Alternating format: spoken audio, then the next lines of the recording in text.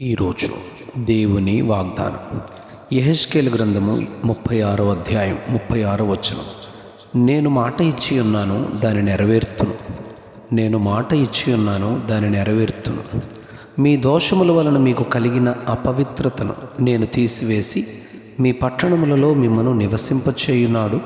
పాడైపోయిన స్థలములు మరలా కట్టబడును.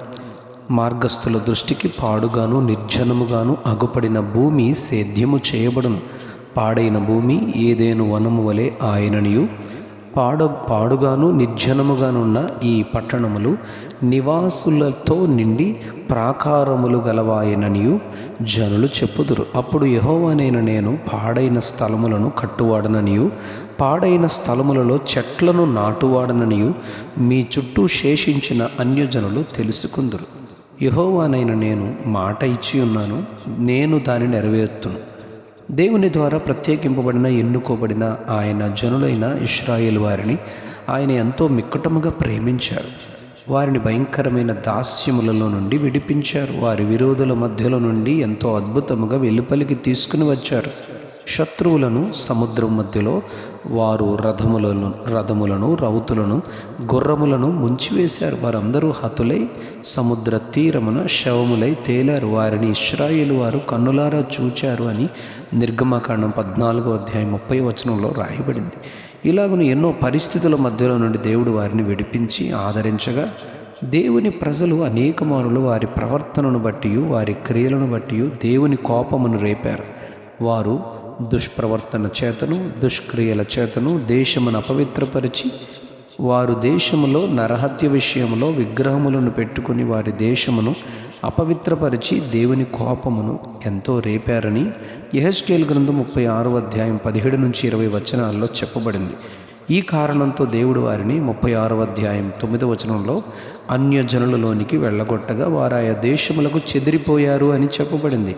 ఈ పరిస్థితులను వారిలో శేషించిన అన్యజనులు వారి స్థితిని చూచి, వీరు యెహోవా జనులే కదా, ఆయన దేశంలో నుండి వచ్చిన వారే కదా అని చెప్పుకొనుట వలన నా పరిశుద్ధ నామమునకు దూషణ కలుగుటకు కారణమయ్యారు గనుక నా నామమునకు దూషణ కలుగగా నేను చూచి చింతపడి తిని. కాబట్టి ఇశ్రాయేలీయులారా, మీ నిమిత్తము కాదు కానీ అన్యజనులలో మీ చేత దూషణ నొందిన నా నామము నిమిత్తము నేను చేయబోవుదాన్ని చేయుదును అని ఆయన ప్రకటించారు. యెహెజ్కేలు గ్రంథం 36వ అధ్యాయం 24వ వచనంలో, నేను అన్యజనులలో నుండి మిమ్మను తోడుకొని ఆయా దేశములలో నుండి సమకూర్చి మీ స్వదేశంలోనికి మిమ్మల్ని రప్పించదను. విగ్రహముల వలన కలిగిన అపవిత్రత యావత్తు పోగొట్టి తీసివేసేదను. 36వ అధ్యాయం 26వ వచనంలో యెహెజ్కేలులో, నూతన హృదయము మీకు ఇచ్చేదను, నూతన స్వభావము మీకు కలుగు చేసేదను, రాతి గుండె మీలో నుండి తీసివేసి మాంసపు గుండెను మీకు ఇచ్చేదను. నా ఆత్మను మీ అందుంచి నా కట్టడలను అనుసరించు వారిని గాను నా విధులను గైకొని వారి గాను మిమ్మను చేసేదనని ప్రభు తన స్వంత ఇష్టమున ఆయన జనులను గూర్చి చెప్పుచున్నారు. దేవుని ప్రజలు విడిచి వెళ్ళిపోయిన తమ స్వంత దేశంలో చెట్లు లేక ఇండ్లు లేక దేవుని మందిరము లేక ఉన్న స్థితిలో ఆయన వాగ్దానం ఏమనగా, నేను నిర్జనముగా అగ్గుపడిన భూమి సేద్యము చేయబడును.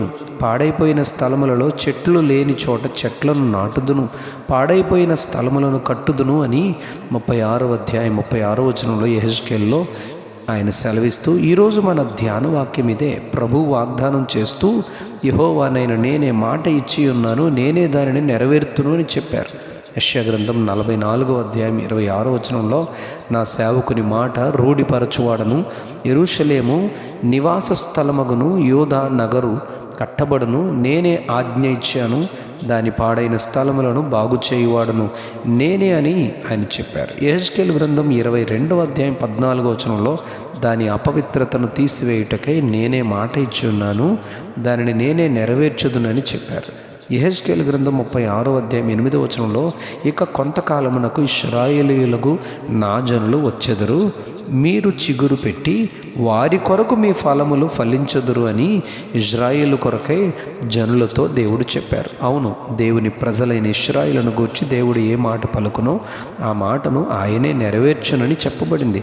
అబ్రహాముతో దేవుడు ఇలా అంటారు, దేవునికి అనగా యెహోవాకు అసాధ్యమైనది ఏదైనా కలదా అని ఆదికాండం 18వ అధ్యాయం 14వ వచనంలో ఆయన ప్రశ్నించి నెరవేర్చి ఇస్సాకును కుమారుని అతనికిచ్చారు. నిశ్చయముగా ఆయనే మాట ఇచ్చి నెరవేర్చు సర్వశక్తిగల దేవుడని మనమును విశ్వసించి మనమును పొందుకొందుముగాక.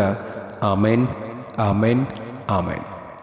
నేను మాట ఇచ్చి ఉన్నాను, దాన్ని నెరవేర్తును. నేను మాట ఇచ్చి ఉన్నాను, దాన్ని నెరవేర్తును.